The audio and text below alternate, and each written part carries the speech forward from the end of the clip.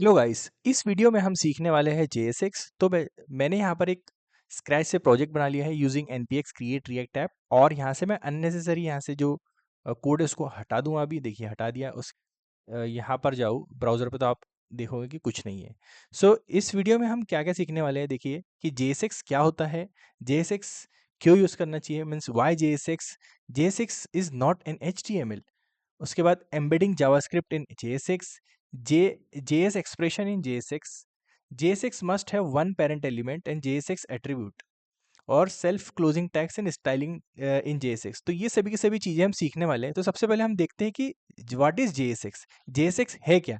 Actually JSX का जो full form हम बोलेंगे तो ऐसा बोल सकते हैं कि जावास्क्रिप्ट XML। JSX का फुल फॉर्म है जावास्क्रिप्ट XML। और ये है, इस JSX की हेल्प से हम रिएक्ट जेएस में यूआई को बना सकते हैं, इसलिए हम यहाँ पर JSX यूज करते हैं। तो आप ये देख रहे होंगे एक ड्यू क्लास नेम और इसके अंदर क्लास का नेम है और ये क्लोजिंग ड्यू। तो ये एक एग्जांपल हम बोल सकते हैं JSX का। देखिए यहाँ से जो रिटर्न कर रहा है ये फंक्शन फंक्शन है और ये एक रिटर्न कर रहा है, देखिए।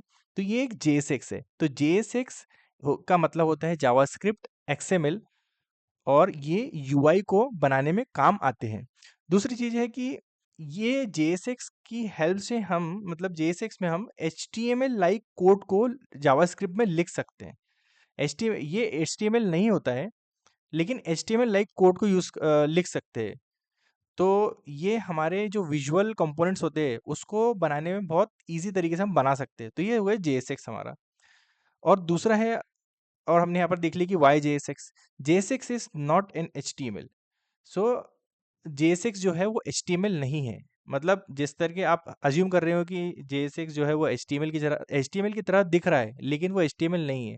तो एक्चुअली क्या होता है, ये जो है वो जावास्क्रिप्ट है। तो इंटरनली रिएक्ट जेएस यूज कर रहा है बेबल का, जो कि एक ट्रांसपाइलर है। तो ये कोड जो है ना वो कन्वर्ट हो रहा है जावास्क्रिप्ट के अंदर, और ये बन रहा है ब्राउजर अंडरस्टैंडेबल फॉर्म के जावास्क्रिप्ट में। तो ये जावास्क्रिप्ट एक फंक्शंस और ऑब्जेक्ट बन रहे हैं जो कि ब्राउजर को अंडरस्टैंड करवाते हैं। तो ये एक HTML नहीं है, लेकिन HTML लाइक टैग्स है। तो सपोज इसमें मैंने यहाँ पे लिखा हेलो, देखिए तो यहाँ पर आप देख सकते हैं हेलो। तो ये JSS की तरह दिखने HTML की तरह दिखने वाले सिंटेक्स है, बट ये इंटरनली HTML नहीं है। ये एक जावास्क्रिप्ट है जो कि इंटरनल ब्राउज़र इसको अपने ब्राउज़र अंडरस्टैंडेबल अंडरस्टैंडेबल कोड में कन्वर्ट करता है। यदि मैं यहाँ पर एग्जांपल दूं, देखिए जैसा ये यहाँ पर दिख रहा है हमको ड्यू। अब इंटरनल जो है वो रिएक्ट जेएस इसको इस तरीके से कन्वर्ट कर रहा है। मतलब इसको अगर हम देखें तो ये बनाएगा रिएक्ट डॉट क्रिएट एलिमेंट, इस तरीके से एक फंक्शन बनाएगा और यहाँ पर आप लिख सकते हैं कि ड्यू। तो ये ड्यू बनाएगा, ये एक इसकी मेथड है रिएक्ट डॉट क्रिएट एलिमेंट, और ये ड्यू बनाएगा। और उसके अंदर हमने जो भी लिखा है, सपोज यहाँ पर नल लेंगे और जो यहाँ पर हमने जो वर्ड हेलो लिखा है वो यहाँ पर आ जाएगा। तो इस तरीके से ये जो JSX है वो इंटरनली बेबल इसको इस तरीके से ट्रांसफर करता है और उसके बाद ब्राउजर अंडरस्टैंडेबल फॉर्म में इसको कन्वर्ट किया जाता है।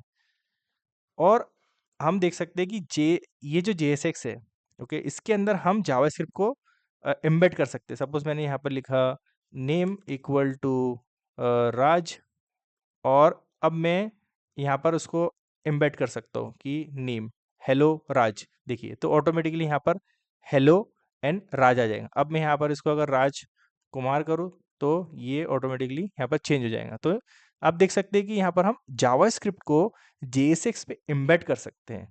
तो ये हो गया हमारा एम्बेडिंग वाला पार्ट। और इसके अंदर हम एक्सप्रेशन भी ऐड कर सकते हैं।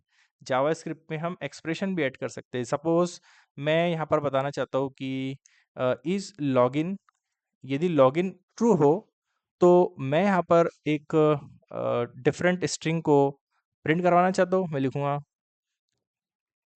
इस तरीके से लिख सकते हैं, और यहाँ पर मैं लिख सकता हूँ इज लॉगिन। यदि इज लॉगिन हो तो मैं लिखूँ वेलकम, और अदरवाइज अगर लॉगिन नहीं हो तो मैं यहाँ पर लिख सकता हूँ लॉगिन, लॉगिन प्लीज़। तो यहाँ पर आप देख सकते हैं कि हमने एक्सप्रेशन को भी ऐड कर सकते हैं JSX के अंदर। देखिए यहाँ पर दिख रहा है अभी हेलो राज वेलकम।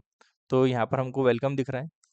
इसको अगर ऐसा करूँ तो देखिए, और यदि मैं यहाँ पर इसको फॉल्स करूँ तो आप देख सकते हैं यहाँ पर लॉगिन प्लीज आ रहा है। तो यहाँ पर हम इसको एम्बेड भी कर सकते हैं। और JSX के अंदर जो है JSX सपोर्ट करता है ओनली वन पेरेंट एलिमेंट को। सपोज ये हमारे पास एक डिव है, इसके अंदर यदि मैं लिख रहा हूँ h1 हेलो, तो ये एक वैलिड JSX सिंटेक्स है। अगर मैं ऐसा लिखता हूँ h1 इसके पैरेलल में यहाँ पर, तो यहाँ पर मेरे पास एरर आने वाली देखिए।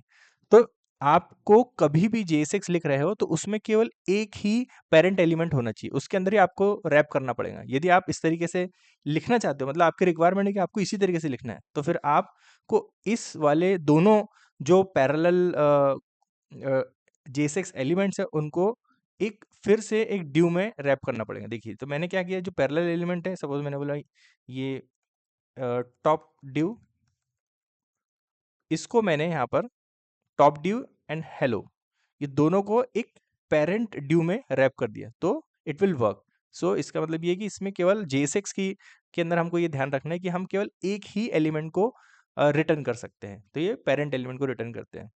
और JSX के अंदर अगर मैं इसको JSX के अंदर है ना, क्या होता है कि जैसे आप देख सकते हैं कि यहाँ पर जो एट्रीब्यूट्स होते हैं, जैसे यहाँ पर आप देखिए हमारे जो HTML में एट्रीब्यूट होता था क्लास को लिखने के लिए, सिर्फ क्लास JSS एट्रीब्यूट, यहाँ पर क्लास होता था केवल HTML में, लेकिन यहाँ पर एक केमल केस कन्वेंशन का यूज़ करते हो, जहाँ यदि हमको यहाँ पर क्लास लिखना है तो यहाँ पर क्लास नेम लिखना पड़ेगा। तो ये JSX की एट्रीब्यूट है। यदि मुझे कोई मैंने बटन लिया, सपोज बटन, और उस बटन पर क्लिक लिसनर ऐड करना है, मतलब जो भी ये यूज़र अगर माउस से क्लिक करता है तो यहाँ पर मैं क्लिक नहीं लिखूंगा, जबकि मैं यहाँ पर ऑन क्लिक लिखूंगा। देखिए तो ये केमल केस कन्वेंशन को फॉलो करता है, तो ये JSX के एट्रीब्यूट्स होते हैं।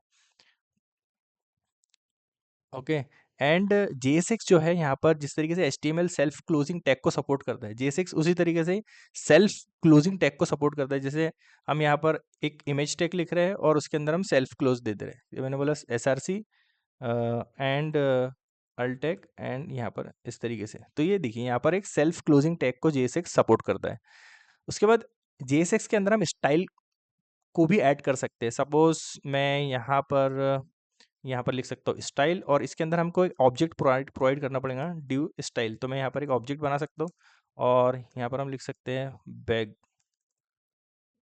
बैकग्राउंड कलर रेड, और इस ड्यू को यहाँ पर हम पास कर सकते हैं।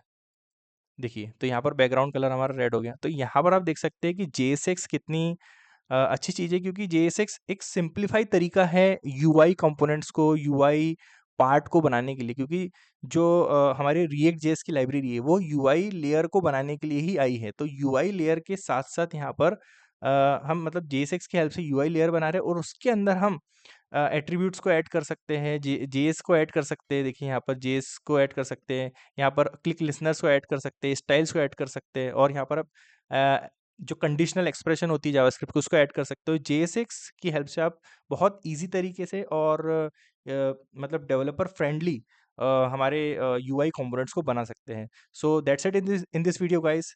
I'll see you in the next video. Thank you very much.